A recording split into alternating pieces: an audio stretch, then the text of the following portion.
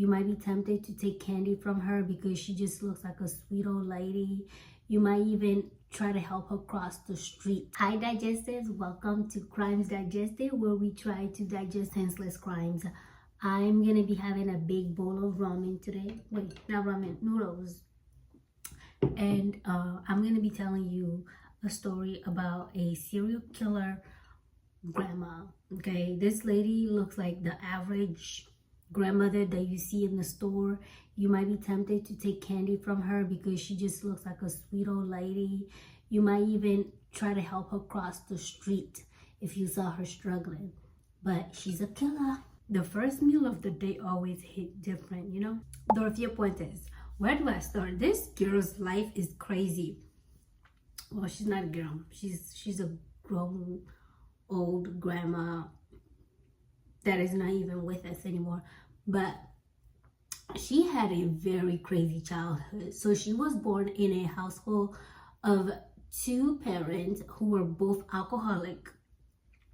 Nothing was ever easy in the house, okay? Every day was violent almost in the house. There was no day that felt like a regular day in their house. Their dad is always threatening to self-exit. The mom seems like the laissez-faire kind of mother. She's just there. She's also an alcoholic and she works in the sex industry. She's not winning Mother of the Year award. And their father ended up dying by TB, tuberculosis. She gets in a motorbike accident and she dies.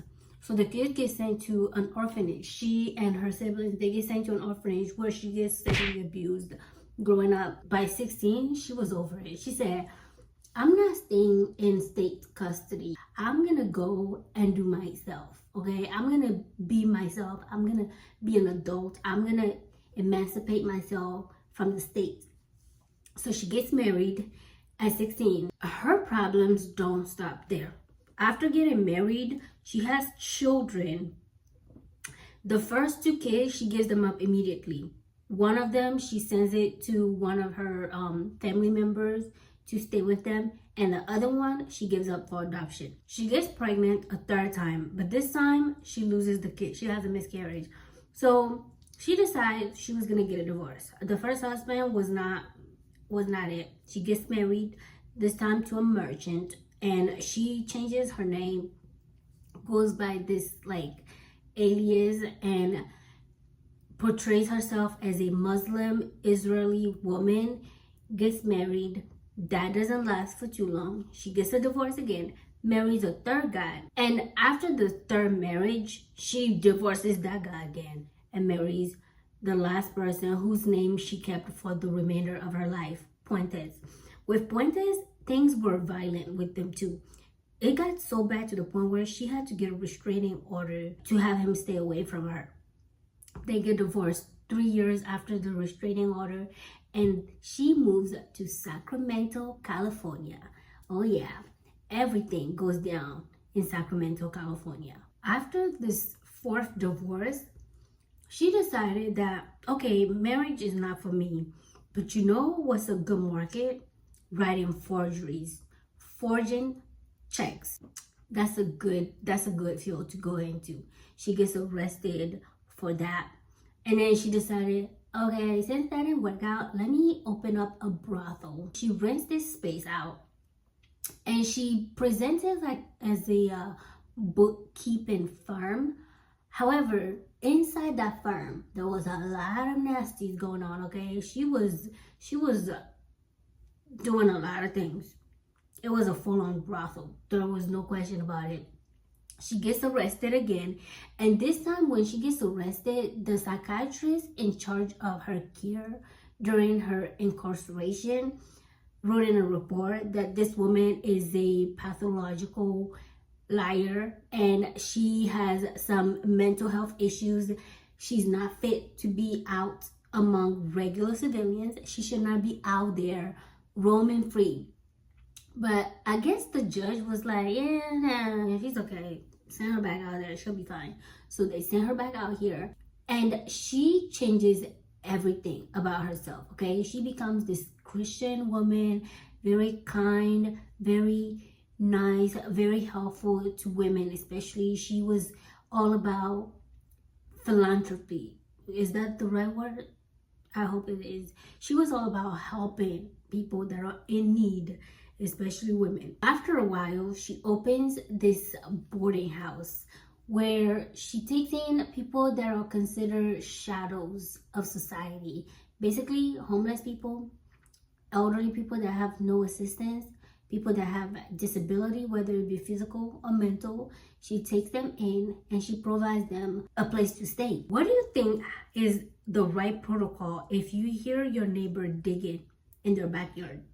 Do you think you should A, call the police, B, ask them what they're doing, or C, mind your business? What would you do? Because Dorothea's neighbors, they minded their mother business, okay? They said, not my problem. I hear her digging, but she's digging in her own yard, not mine. So it's not my problem. They went about their days as usual, business as usual, okay? They didn't know that this sweet lady, this Christian woman, was hiding so much secrets. And not just 2 or 3 secrets. I'm talking multiple skeletons, okay? And it's not in her closet. It's in her backyard. She's burying so many secrets in her backyard. Nobody ever knew until Judy. Judy's a social worker. She works for Volunteers of America, and she helps homeless people, people that are in need of a place to stay but don't really have the means to find those places themselves. She helped them find places to stay. Judy meets up with Alvaro Montoya, also known as Birds. I'm gonna call him by Birds because I don't want to keep butchering his name. But Birds was a 52-year-old man who was mentally handicapped. He was not at his fullest capacity when it comes to his mental state. And he has been homeless for years. But he's currently staying at this women's shelter where everybody loved him. No one seems to have any issues with him. They all just feel like he's just this sweet, harmless guy that needs a place to stay just like them. And everybody just very civil with each other. They seem to get along with him pretty well. But Judy feels like it's time for him to find a place that will make him feel independent and also just more homey. So she meets with him and she sits him down and she expresses this to him. And the conversation went a little bit like this. Hey Bert, what do you think about finding a place to stay? If I tell you that I can find you a home, where would you like it to be? Would you prefer somewhere a little more rural, maybe the city? Bert was confused. Like I said, he's mentally not fully there. Nothing wrong with that. There's a lot of people in society that are not mentally well. So she tells him this and he's confused. He's looking at her like, huh? What are you talking about? And she tells him, I can find you a place to move. What about the suburb? Would you like that? And Bert says, yeah. Like this guy is very suggestible. He's just, I don't want to say happy-go-lucky, but he's just chill. He doesn't really have much of an opinion. If you tell him this is gonna be good for you, I feel like he's the kind of person that will do it because he's Bert, okay? Bert is just Bert, a sweet man who has no idea that the world can be evil. So she suggested this. He says yes, he agrees, and she starts her search immediately. She starts searching for places that will take Bert in, and she finds herself at Dorothea's front door on 1426 F Street, where Dorothea, this old elderly woman with litters of cat, just a whole litter of cat, invites her in, sits her down, and she tells her that she's looking for a place for one of her wards to stay. And Dorothea starts telling her this story, this just heart-wrenching story. Well, not wrenching, but like heart tugging story. You know, it tugs at your heartstrings, makes you just feel for her, you know. And she tells her that she's doing this because she loves to help people. She wants to provide a warm place for people that are in need of a place to stay. She doesn't care about money. She's independently wealthy, okay? She has money. She's doing this because she herself knows how hard it is to find a comforting place. And she just wanted to make sure that people out there know that they can go for help and ask others to assist them. She just does this because she's a good person. She's a kind, nice old lady that just wants to be there for people that are in need of assistance. Forget about the fact that every single one of these people that come to this house come with a weekly, if not bi-weekly, checks of Social Security, disability, or some type of pension. She forgot that part. She said why are you bringing that up? You're bringing the vibe down, okay? I'm not in it for the money, no. And she forgot to list all of her rap sheet, a laundry list of rap sheet of her past. She said, I'm just here because I have money and I feel like there are people that are in need of assistance and I could be that person for them. So Judy seeing this lady in her chiffon dress, thick rimmed glasses, gray hair, chirrup cheeks, what harm can this lady do? She tells her, you know what? I like this place. I think Bert will fit in just fine. So she brings Bert and Bert starts living with Dorothea. At first, everything was great. She would call Bert all the time to check on him, and Bert would tell her everything's fantastic. He's enjoying himself. He has a warm bed to sleep in, a nice cooked meal every day.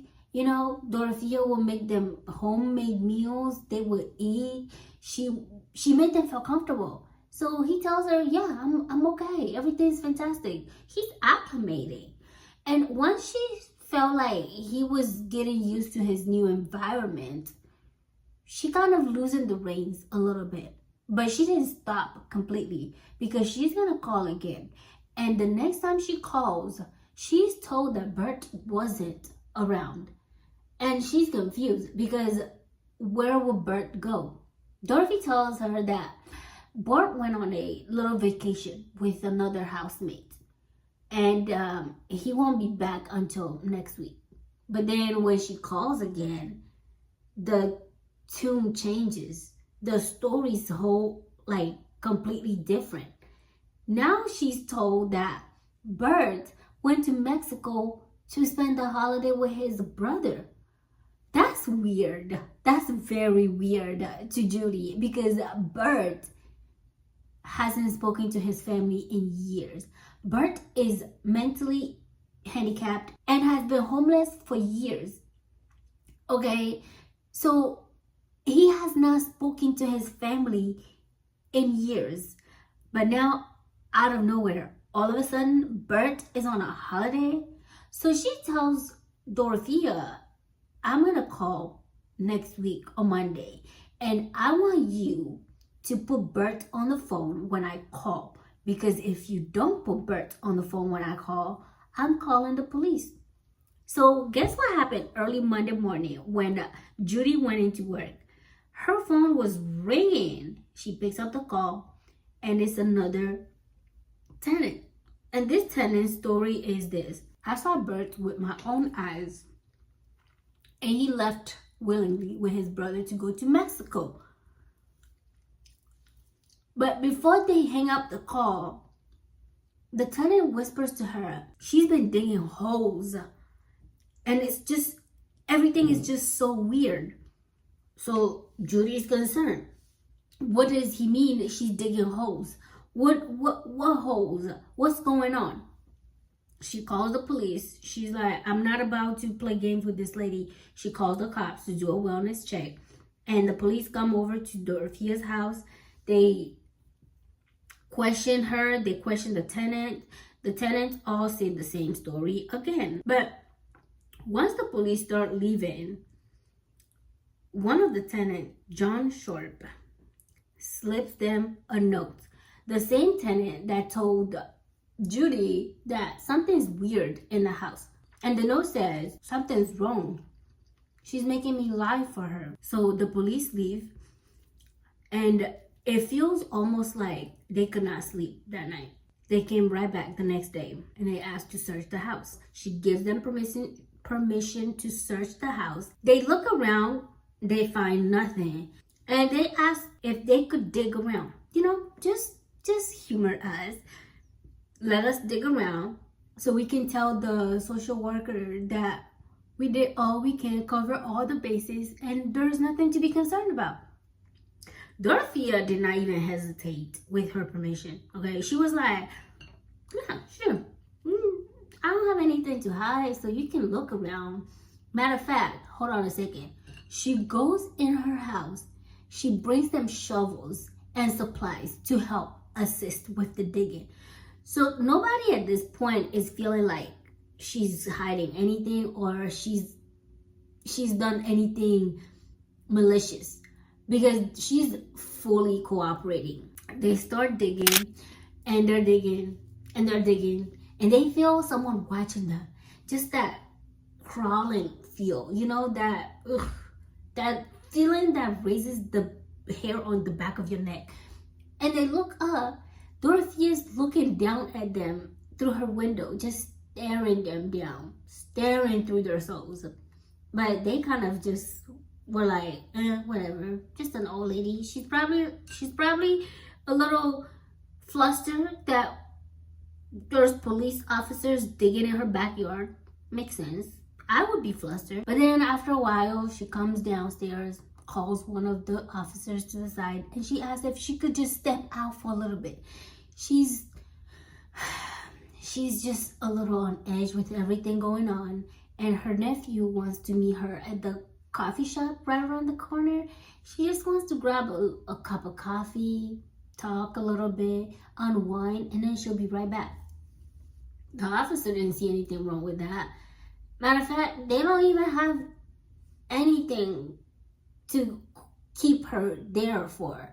She's an old lady that's cooperating with the search. She's not refusing anything. She's free to do what she wants to do. No body, no murder, and no evidence, no crime, right? So they tell her, yeah, you can go. You can go ahead and go to the coffee shop. You said right around the corner, right? Yeah, it's just right around the corner, just a couple blocks down. So they tell her she can go.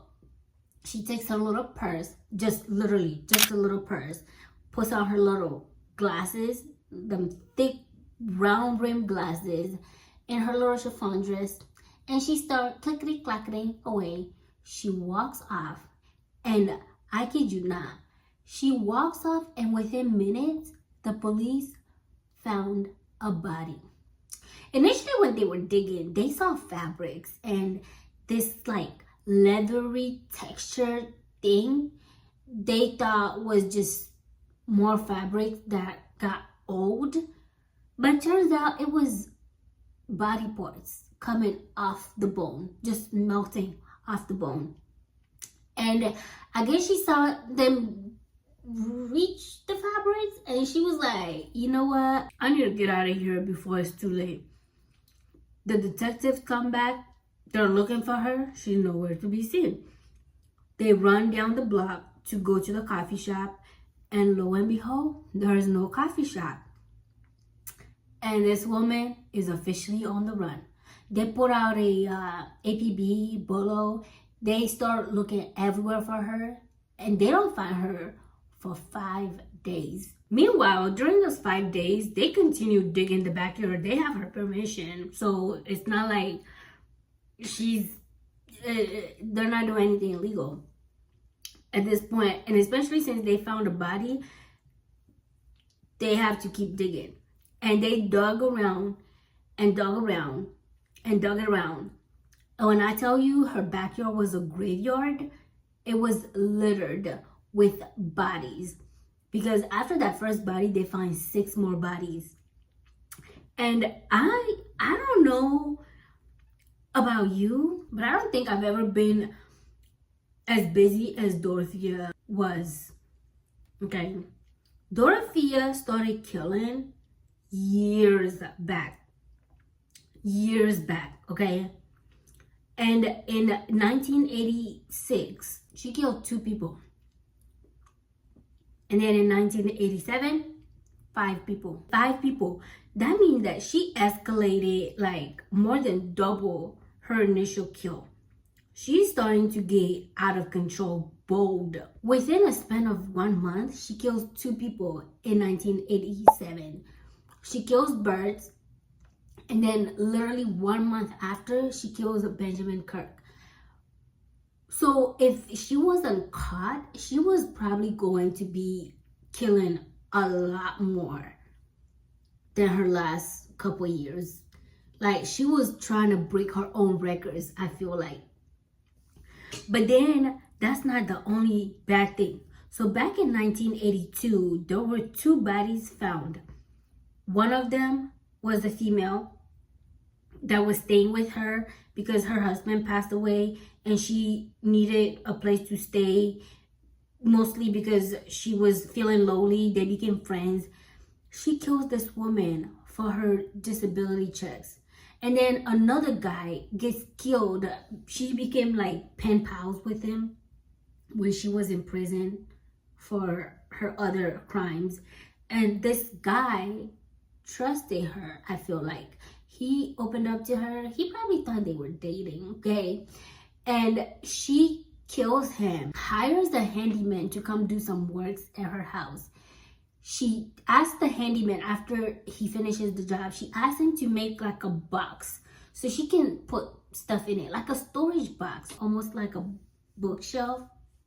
But the guy partially finishes. He finishes the box, but it wasn't completed. Tell me why this man leaves to come back the next day to complete the job. And Dorothea had the box closed and just sealed. He's looking at the box like, what? I thought this was supposed to be a bookshelf. I'm confused. And she said, yeah, I'm gonna need you to help me take this somewhere. They jump in the car with the box. They drive, and before they reach the initial location that she mentioned, she asked him to help her throw the box in the lake. So they find that body, but those first 2 bodies were just assumed to have been self-exit, and then the other one was like unsolved, so it was just left out in the open. But now that they found all these bodies, there was such an eerie similarities between the way that the bodies were just disposed of. She would wrap them in fabrics and plastics and just, you know, throw them out. She would ask people to dig her backyard. She'll hire people to dig the backyard, and then she'll poison her victim. She sometimes will strangle them, but mostly she makes them cocktails of medications. And then she'll wrap them in the plastics, wrap them in fabrics, throw them in the holes, and cover it and move on like nothing's happened. Like any normal, regular, smegular day. So after all these bodies were found, detectives are like, this woman has 9 bodies under her belt, okay? And I feel like she probably had more than that. The boldness with which she executed her, like, destruction of the bodies, well, not destruction, disposal of the bodies, it was scary. It was really scary. I don't think that the first guy was her first kill. She has probably killed way more before, and we probably don't know. Maybe they should probably dig under the brothel where she was, you know, being a nasty girl. She's being a nasty girl, but what do I know, right? There was a guy in a bar in Los Angeles, and he was having drinks with his friends when he sees this woman sitting like off to the distance. And he's like, wait a minute. I feel like I recognize that lady. That looked like the lady that I saw on the news. She was being looked for some crazy crimes. So he called the local police, Los Angeles local police. And he's like, hey, y'all might want to come down here at the bar because I think the person y'all are looking for is sitting right here. So they start looking for her. They go there and she's renting a motel right close by the bar. So they go, they arrest her, and they call the police officers in Sacremento. They're like, we got you, girl. You need to come pick her up. They go, they pick her up, and on the way back to Sacramento, she was swarmed by reporters. Everybody's like, did you do it? Why did you do it? Can you tell us? Can you give us some interviews about how you did it? Like, why? What was your motive? Blah, blah, blah. And anyone that would listen, she tells them, I didn't do this.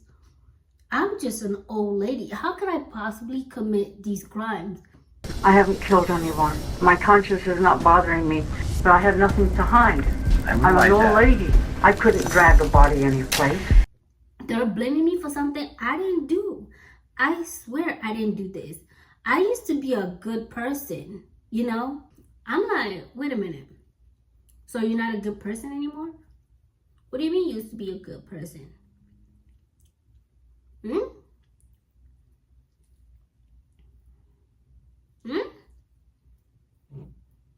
do you mean? But they take her in to custody, and now it's time for her trial. Her trial was, in my humble opinion, interesting, to say the least. Because her whole defense was that she is a fragile woman. She can't do any harm to anyone. I mean, just look at me. If I tried to hold those big men that you guys are claiming that I killed, I might even just break an arm. I am a grandma, okay? She has everybody calling her grandma. She tells everybody that was close to her or around her in her neighbor, everybody that was in any vicinity of her, to call her grandma. She said, I'm everyone's grandma. I could never, ever hurt anybody. Just look at me. And it's working, okay? Those cherub cheeks, that tiny figure she has, that gray hair on her head, those cute little grandma church dresses that she's wearing, it's working. The jurors are like, I mean, just look at her. She doesn't look like she can hurt anybody. But the prosecutor says, okay? You know the saying, don't judge a book by its cover? Do not judge this woman by her cover, all right? She is a manipulative, cold-blooded killer that has ever been found in this country. She is just very good at manipulating and preying on the weak. This woman is not what she looks like. The jurors go off to deliberate, and 11 days later, these people come back and they're like, we have a deadlock. We don't know how to proceed. We can't come to a decision. I'm like, what do you mean? It's incredible. It's incredulous, okay? It's hard to believe. But she did. So how can they not be able to like find her guilty of these crimes? But the jury said no. So then 2 days later, the judge tells them, y'all need to go back in there, hunker down, and think again, okay? We need something. You can't just say, oh, we can't come to, if you can't come to a decision, what are we supposed to do? You gotta go and you gotta try again. And this time, come out with something. They go back in, and the next time they come out, they say, okay, we're going to hit her with 3 counts of murder. out of the 9. The other 6 were still at a deadlock. So this resulted in her getting life imprisonment. Had she gotten more than those 3, I feel like she would have gotten the chair, the electric chair. But because the other 6 murders were not, like, they didn't get a conviction for them, she got a life imprisonment. So by 59, she went to prison with no possibility of parole because all 3 counts were life sentence and she has to serve them consecutively. So no possibility of a parole. And by 82, she dies in prison of natural causes. My only question is, do you think that her kids that she gave up, do you think they're still alive? And if they are, do you think that they would even want to be associated with her? Because that's a sad way to go. Nobody left in your life. You're old. Like, you're old. I don't understand old people who commit crimes because you're old. You should be enjoying yourself. You should probably be hanging out with your grandkids or something, or your nephews, children, or I don't know.